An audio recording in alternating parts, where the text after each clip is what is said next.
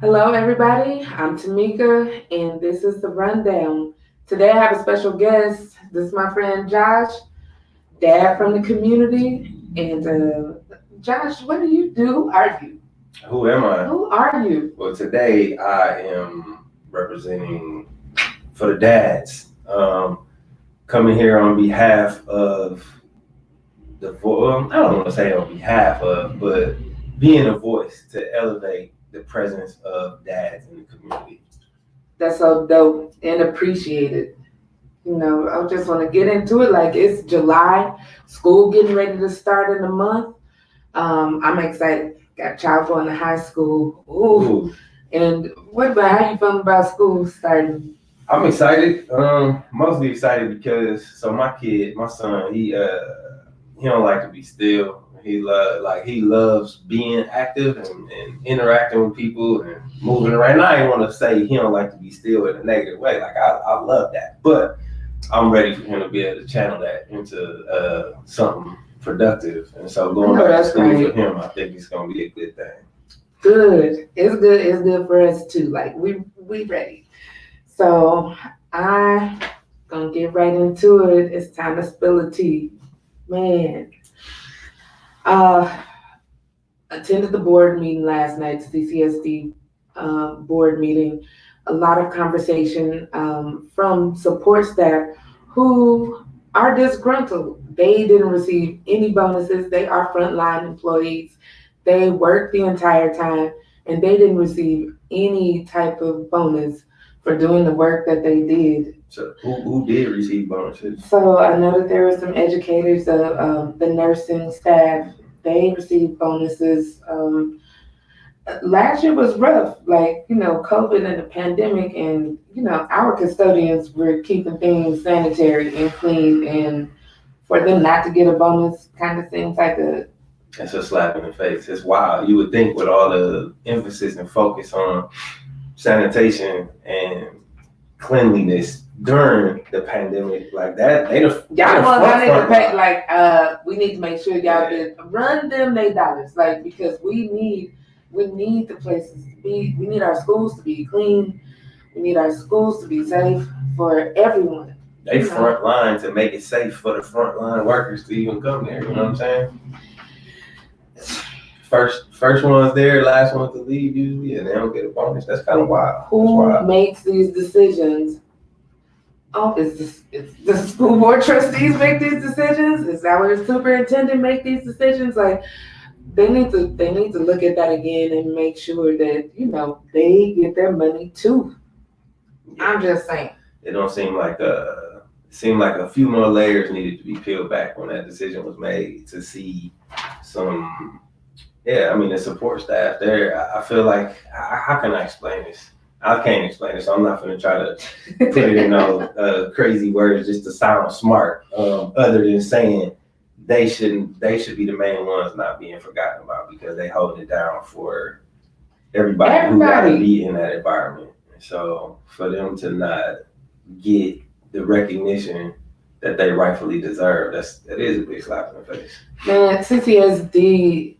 Y'all got an opportunity to make this right. Run them their money. Give them their dollars for the work that they've done. Like, how do you leave a percentage of your staff when you have additional funds that have come to the district and are going to be coming to the district? Make sure that you take care of your people. And not only that, the custodial staff, they're so brave because they doing jobs that most people would turn their nose up at. And then it's sad that they the ones being left out. And I hate to say it, but how the saying goes, you don't know what you got till it's gone. So what if they decided to one day say, you know what I mean? We'd be in trouble. Like the support staff are the backbone of the district. Like they just are. Like I don't even need to go into it anymore. Like they are just as important as the educators and administrators and should be treated rightfully so. So run them their money. That's that. Man, so just a recap of last night's board meeting. Like you weren't there, sorry you weren't there. Hopefully you'll make it to one of them. I would. I would. I know, but In some form. yeah, I'm hoping so. So the pathway to start school, they talked about that, and Brenda, who was on the show last time we did the rundown, Brenda had public comment.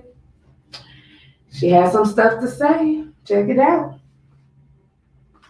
What was like a highlight of what she said? What was like a standout? Just really as we're thinking about returning to school and that pathway to returning to school, please do not forget the kids who live in weeklies. Please do not forget those families who live in, the Seagull Suites. There was a big disconnect when it came to access to Wi-Fi.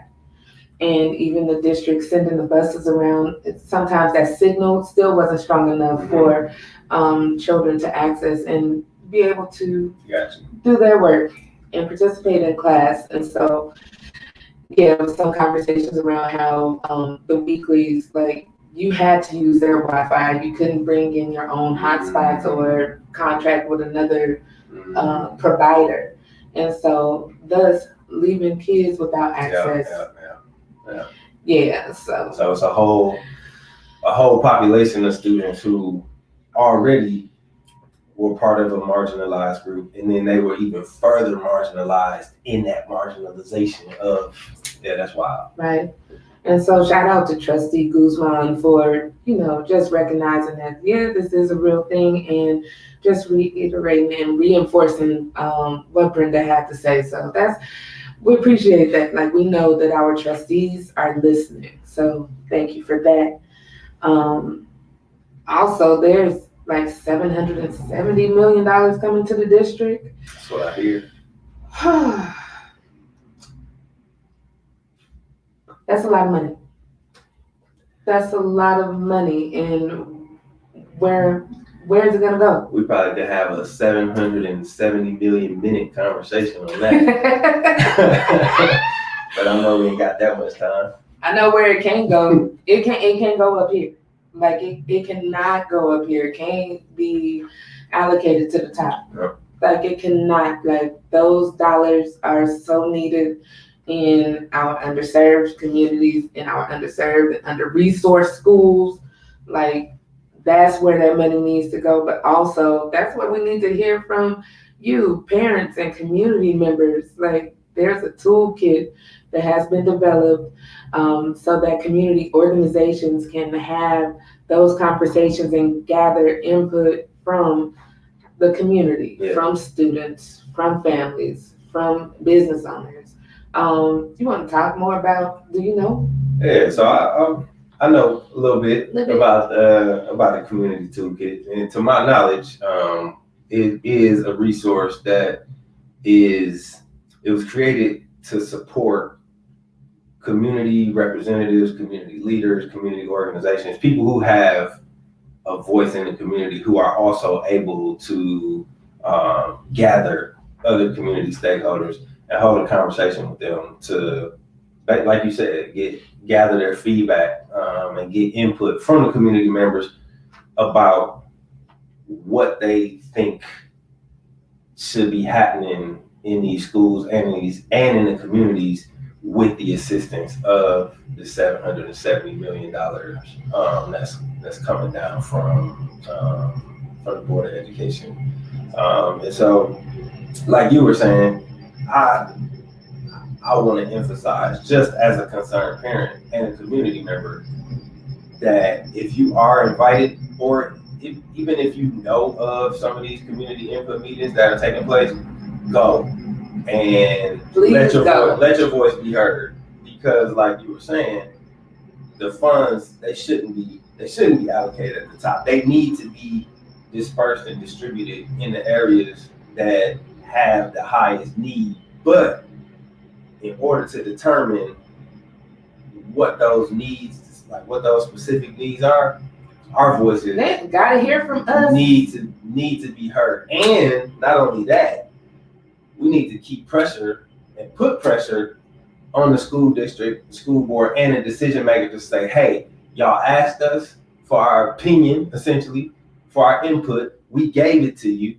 So now we need to keep on checking on y'all to make sure that you actually going to execute and do the things that obviously everybody can't be satisfied. It's Right. probably going to be, it'll be hundreds and thousands of different voices being heard. But whoever's synthesizing this information and this data, being mindful of what these common themes are so that can be reported to the school district and say, hey, this is what the people saying, this is what they say they need. So what's up? What's up? Like, how are we going to make sure that we hold them accountable? So there are meetings coming up. I know that there's one coming up on July 13th at Nevada Partners, and there'll be 2 sessions that day. You'll have 2 opportunities to give your input, but there will also be other organizations who will be holding ones. We should hold one. We should do our own. We should hold one because there's, yes, there's going to be that one, but we need to hear from everybody. Like, it's $770 million that are coming to the district. How do you feel it should be spent? And that probably ain't never gonna happen again. $770 million probably not gonna happen again in education. So this is a real opportunity to make some real impact. Yeah, the window of opportunity. The window is open right now, and my personal opinion, just like I said, just even as a community member, as a parent, like this is a window that you don't want to close and then look back and be like, man, like when the opportunity was there, we didn't capitalize on it, or didn't do everything that we could to really push and put pressure on the people who are making the decisions on how to spend this money. For sure.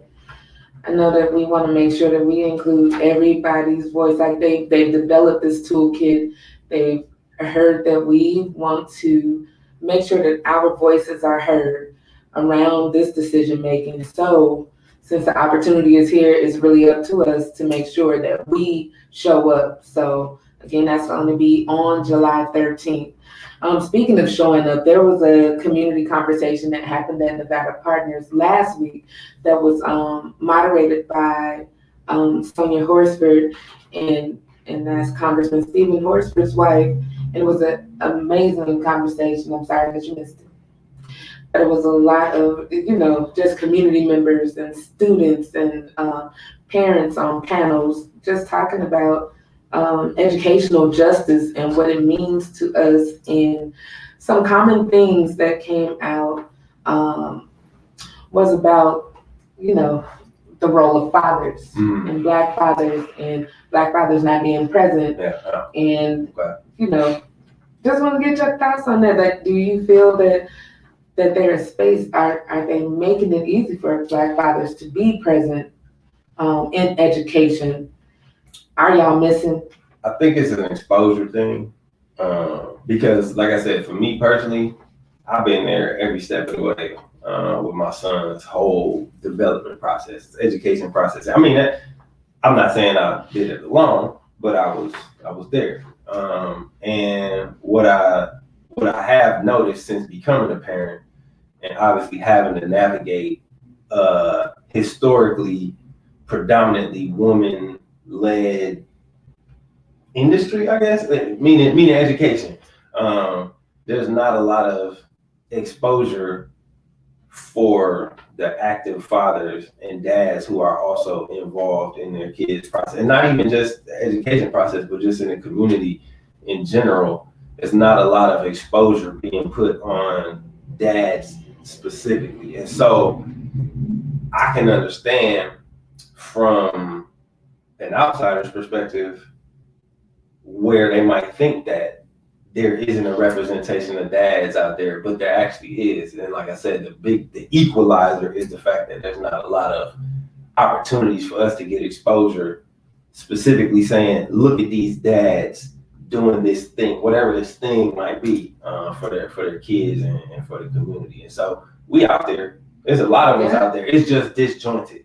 There aren't many platforms for dads to come together and unite and work towards a common goal. And and quite frankly, and get the exposure for it. That's necessary when when you're trying to make a movement, is that exposure. Because if it's not exposure, then nobody knows what's going on. And so we could all do our own thing in silos all we want to, but to actually get that collective power, there needs to be a ton of more exposure on the dads who are there and who want to. Because there's probably a lot of dads too who might not be connected in that world, but they might be sitting at home, sitting at work, or just wherever, just in their thoughts, like, man, I really want to be involved at my kids schools, parent association, but they just don't know where to go, or they don't know who to contact to get involved with that. And sometimes I feel like it might be a more natural in for a dad to be invited from another dad, or a platform that supports dads. And so it's an Did I just hear you say you're gonna be inviting dads to? It sounds like that's what I just talked up. Did y'all hear that? Josh said that dads, he's gonna be inviting y'all out to. We got to figure out what it is. Like, we know that there are dads out there who are actively engaged or who are doing this work, but the exposure is not there for them. Yeah. And the opportunities to even bring more males along, there's not many. There are some schools that do a great job of, programs for dads. Like when I was a parent at Joe Mackey, they had a Watch Dogs program. And that's actually that's coming back. Okay. So. Did I just hear Josh say that he's gonna be the president of Watch Dogs? Watch Dogs president, top dog. He's gonna be the top dog, right? So Watch Dogs, and DOG stands for Dads of Great Students. Amazing program that should be implemented at all schools, because it's that male involvement, male engagement piece that, quite frankly, is missing at a lot of schools. It is, and it matters too. Man, it matters. Oh, Josh, you matter. You know that dads matter. I want the dads matter. Y'all do, and we need y'all, and we need to bring more of you. Like, they need to know that there is opportunities and platforms for them to serve on PTAs and SOTs. And I think organizational teams. I think that's another misconception about dads, right? At least now in current times, I understand that with the change in generations, changes in norms happen, and so in the past, it was common knowledge that dads weren't the nurturers or played the nurturing role. But that's just because the way that society was set up back then too, it kind of made it more natural for that to be the case. Dads just went to work throughout the day, and then the wife was at home taking care of the kids and taking care of the house. And so back then, which that's a whole nother conversation too, because that's what was exposed to us. Sure. So it made us believe that was the thing to do. And so dads just took on the role of being distant from, and not being critical or crucial in the nurturing part. But I know for me, like the kind of dad I am, I play both roles. I play the nurturer, and I also play the disciplinarian when I have to be, and the best friend. I step into whatever role I need to step into to make sure that my kid is getting the attention and the development that he needs. And so that misconception that dads don't even want to be involved in that part of their kid's life is something that I strongly believe needs to be reframed, and the narrative needs to change on that too, because that's going to create a more inviting environment for dads like me who I do the nurturing stuff too. I sit there and read my kid a bedtime story, rub his back until he falls asleep and all that, which was something that was traditionally thought to be preserved for the moms. Yeah. Well, look at y'all be looking out for Josh's nurturing 101. Dad's nurturing class. Right, and all of that. That's one thing. Like dads are there are dads who are actively engaged in their child's life and learning and education. And I'm thankful that I have one. Because even with my husband, when it was times where I couldn't get to those family engagements, Yeah. the literacy nights or days and field days and all that, like he was there. And Yeah. I'm thankful. And we do need to highlight and uplift our dads. So shout out to all the dads. Shout out to Abdul. Man, you're a great dad. Shout out to Josh and shout out to all the fathers who this upcoming year, but this is the year of the dads. It gotta be. It gotta be. This our chance. That's This is it. our chance. Did you know That's how many it. dads probably did stay home with their kids during the pandemic? I was one of them, and that gave me a whole different perspective too. It just kind of being a stay-at-home dad while my son was doing virtual school. It's a beast, but I mean it's gratifying too. It's very gratifying, and so I'm pretty sure there's a lot of other dads who stepped into that role during the pandemic and weren't expecting to step into that role, but kind of baptized by fire. Well, I should admit a shout out, and we thank y'all, and we need y'all in the educational realm as well. So we need to create those spaces. Josh gonna be inviting y'all out. Yeah. Dad, be on the lookout. For sure. Oh my goodness, we're looking forward to it. And it's time for our supporter school. So here at Make It Work Nevada, we do have an economic fairness campaign that we want to focus on doing our part to make sure that we're uplifting opportunities for you to get involved in helping our schools at a grassroots level. So there's a supporter school program that CCSD has, and you can click on the link. You can check out what schools need what. I know last time we highlighted Matt Kelly. This week's school, we're going to highlight Valley High School. So Valley High School has a list of needs, anything from coats, non-perishable food items, and there's some other things on the list as well, but I want you to check it out. Check out the list. And again, this is part of our economic fairness campaign. We want to support schools in the best way that we know how, and you can do it too. It's really simple. Click on the link, find a school that you want to support, see what their needs are. But this week, we want to focus on Valley High School. So go ahead and check that out. Where is the link over here? In the comments. Oh, okay. It's probably right over here, right over there. Got it. And in closing, like our call to action is to make sure that you are present at community meetings, giving your input and feedback on how this $770 million should be allocated, how it should be spent at our schools. So there is an opportunity on July 13th at Nevada Partners. There'll be 2 sessions that day. I really want you to join us.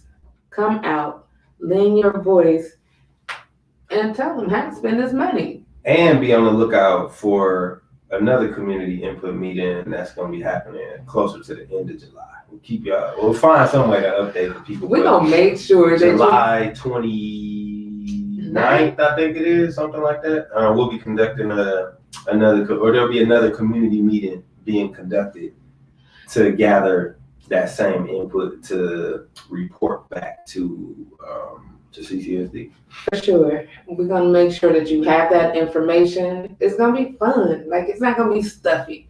We need to hear from you. So please check us out. Again, go to the one on July 13th and then tell your friends, like invite them out to the one that we'll have towards the end of the month. Yeah. So we appreciate you checking us out on the rundown with Tameka. Thank you so much, Josh. Thank you for having me. I was glad to be able to speak on behalf of the dads. That's I light up when I talk that dad talk. All right. There's going to be more opportunities for that too, because guess what? It's the year of the dads. It's the year of the dads. The year of the dads. All right. Y'all have a good one. See you next time.